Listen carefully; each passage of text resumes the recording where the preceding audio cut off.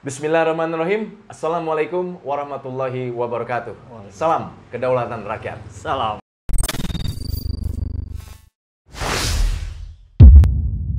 Sahabat, kita sudah berada di tahun 2022, di mana di tahun ini Gubernur DKI Jakarta Anies Baswedan tepatnya di bulan Oktober selesai masa jabatannya nih, Kang Ebul. Ya, persis 5 tahun ya. Persis 5 tahun, ya kan? Nah, ketika kita bicara soal berakhirnya masa jabatan Gubernur DKI Jakarta tahun ini, bulan Oktober, itu akan ditunjuk PLT, pelaksana tugas, yang menggantikan Gubernur DKI Jakarta Anies Baswedan. Nah, ketika kita bicara soal itu, ini jadi menarik ini, Kang Epul. Ada opini yang disampaikan oleh Chris Komari. Dia adalah aktivis demokrasi yang tinggal di Amerika Serikat. Karena dinilainya bahwa ketika masa jabatan Gubernur DKI Jakarta selesai tahun ini dan ditunjuk oleh Presiden, pelaksana tugas itu inkonstitusional. Dan rakyat berhak menolak itu. Kepala daerah yang menjabat berhak menolak itu. Ngeri. Nah, ini kan banyak sekali persoalan-persoalan yang muncul gitu kan. Ketika kita bicara kemarin sampai sekarang masih terus ya bergulir polemik penundaan pemilu. Kemudian ada hal ini, belum lagi ketika bicara soal nanti pilkada serentak, masa jabatan selesai ditunjuk ya kan, seperti DKI Jakarta ini. Kang Epul, bagaimana opininya melihat kondisi ini, Kang Epul? Ya, kalau Pegadaian itu motonya menyelesaikan masalah tanpa masalah. Iya. Gitu ya, Kang ya, dulu ya. Iya, iya. Kalau ini menyelesaikan masalah melahirkan banyak masalah. Ngeri kali nih, ini kan sebetulnya bukan hanya Jakarta, tapi ada puluhan atau mungkin ratusan pemimpin daerah yang selesai sebelum 2024 dan saat itu juga harus selesai, kemudian dilanjutkan oleh PLT yang ditunjuk oleh Presiden. Tapi persoalannya, negara kita menganut demokrasi yang sudah disepakati sesuai konstitusinya bahwa pemimpin daerah dipilih oleh rakyat. Betul. Nah, sedangkan misalkan nanti PLT Gubernur Jakarta untuk 2 tahun berikutnya itu bukan dipilih oleh rakyat, tapi ditunjuk oleh Presiden. Nah, katanya itu yang bermasalah. Itu inkonstitusional. Kebayang saja kalau kemudian misalkan Pak Anies Baswedan dan para pemimpin lain mengambil 271 mengambil opsi untuk menentang itu, mengajukan judicial review misalkan ke MK. Ini bukan persoalan siapa yang menang, tapi pengelolaan negara seperti yang carut-marut begini. Ada ternyata muncul masalah di titik sebelah sini, tidak lama kemudian muncul masalah di titik di sini, masalah muncul lagi di sini. Ini mulanya dari mana sih? Gitu. Kalau netizen yang banyak komentar di video saya itu selalu jawabnya gini, itu bermula dari kardus digembok dan pengumuman di tengah malam. Iya. Nah, tapi begini, maksudnya kan bahwa sebuah kebijakan ketika itu tidak dianalisa dengan begitu mendalam secara komprehensif dari seluruh aspek, maka saya kira hasilnya seperti ini. Ada celah-celah hukum yang akan menjadi sasaran tembak dari musuh politiknya. Tapi ketika bicara soal ini ada celah hukum ya yang bisa dilakukan oleh tadi 271 kepala daerah melakukan judicial review ke Mahkamah Konstitusi. Pertanyaannya, apakah cukup berani kepala daerah? Menarik ini Kak pertanyaannya. Bahwa hari ini kita melihat beberapa tokoh politik yang kita tahu begitu erat dengan Pak Jokowi sekarang mulai merenggang. Ini seperti kebiasaan dari perpolitikan di negeri ini saat 2 tahun lagi menjelang pemilu.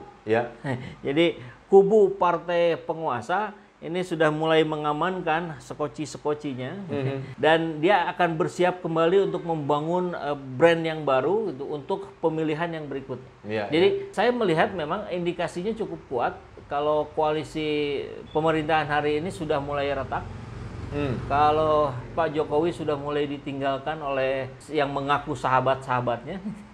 Nah, bahkan kemarin kan kita bahas ya ini siapa menjebak siapa dengan penundaan pemilu. Kita sebagai rakyat saya kira tidak perlu terlalu mendalam cari tahu ini siapa biang keladinya, karena itu selalu muncul dalam setiap persoalan.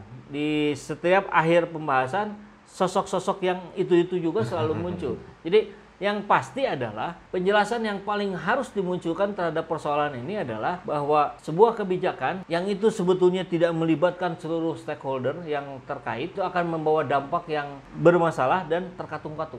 Nah, contohnya yang ini gitu. Kan ini juga jadi pertanyaan, misalkan ini disampaikan tanggal berapa, Kang? Berita di 6 Maret kalau nggak salah ya. Ini teh 3 Januari. 3 Januari tahun ini kan? Iya. Kenapa itu tidak dimunculkan misalkan saat di awal-awal rancangan kebijakan mau dikeluarkan? Nah, ini kan bisa jadi amunisi-amunisi yang disimpan oleh berbagai kubu yang akan dikeluarkan pada saat yang tepat, dan sekarang dianggap sebagai saat yang tepat karena koalisi partai penguasa mulai retak. Bukannya justru partai yang sekarang ini ada semakin erat, Kang Epul, dengan meluncurkan wacana penundaan pemilu? Gini, Kang, kan yang memunculkan Golkar, PKB dan PAN. Sedangkan partai koalisi itu ada Nasdem, ada PDIP, bahkan yang mayoritasnya PDIP. Gitu. Orang katanya Erlangga Hartarto ingin melakukan pertemuan dengan para pimpinan parpol gitu. Apakah ini upaya untuk ya kita dengar juga begitu kemarinnya ada pertemuan antara Erlangga, kemudian dari LBP juga sama. Dan saya kira kita tidak perlu menunggu-nunggu ini apa yang akan terjadi, apakah mereka akan berbalik arah menjadi menjegal penundaan pemilu atau bahkan sebaliknya. Karena opini publik di sini hari ini sedang kuat-kuatnya, Kang. Saya kira mereka tidak akan berani mengambil tindakan yang itu berseberangan dengan opini publik hari ini. Karena ketika akan berani menentang opini publik, yang dikhawatirkan adalah ya Pak Jokowi bukannya berhasil menunda Pilpres, tapi justru dipercepat Pilpres atau dilengserkan. Kan ini tidak kita inginkan. Kejatuhan seorang pemimpin pada saat periodenya belum selesai itu bukan sebuah contoh yang baik. Tapi kalau kegaduhan ini berkali-kali muncul sumbernya dari istana misalkan gitu ya, kan rakyat mau apa lagi kalau tidak turun ke jalan dan kemudian menentang itu gitu. Ataukah memang ini sengaja dibuat semacam skenario sehingga akan muncul berbagai polemik, fokusnya kebagi gitu. Tidak pada persoalan utama misalkan soal penundaan pemilu. Ya, kalau bicara skenario tentu akan bisa muncul sekian belas atau bahkan sekian puluh skenario. Dan kita akan pusing sendiri. Mendingan kita sebagai rakyat, kita wait and see sebentar. Kita lihat akan ada sesuatu yang cukup menggemparkan saya kira dalam 1-2 bulan ke depan. Apakah itu menguatkan kehendak rakyat dalam artian bahwa kebijakan-kebijakan pemerintah mulai berbalik arah, mulai mengikuti isi hati pikiran rakyat, ataukah malah sebaliknya? Karena ini penentuannya ada di bulan-bulan ini saya kira.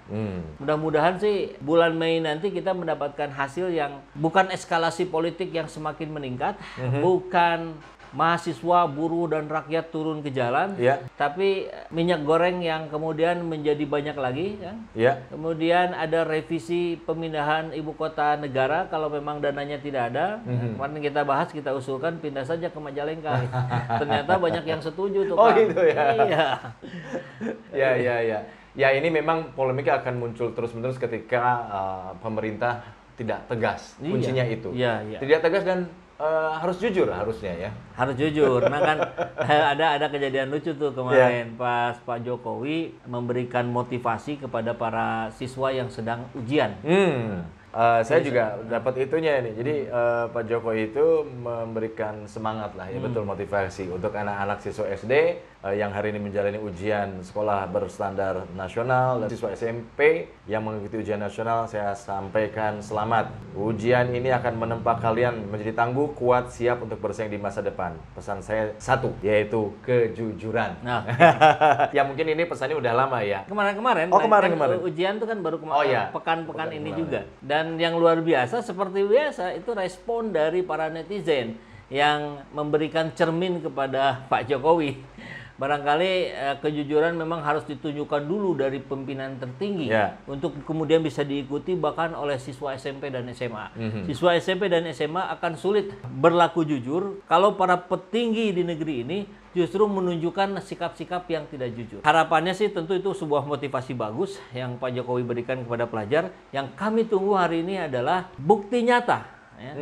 Kesamaan ucap antara janji yang dulu banyak disampaikan dengan realita hari ini. Saya sih tidak ingin bicara bahwa sudah terjadi kebohongan terus-menerus ya. Saya tidak ingin berbicara seperti itu, tapi saya ingin berbicara, ayo segera buktikan saja. Ya. Ini 1-2 bulan ini, buktikan seluruh janji-janji yang pernah diucapkan di kemarin-kemarin. Ya, karena orang sekarang lebih banyak mendengar melalui mata, bukan mendengar melalui telinga.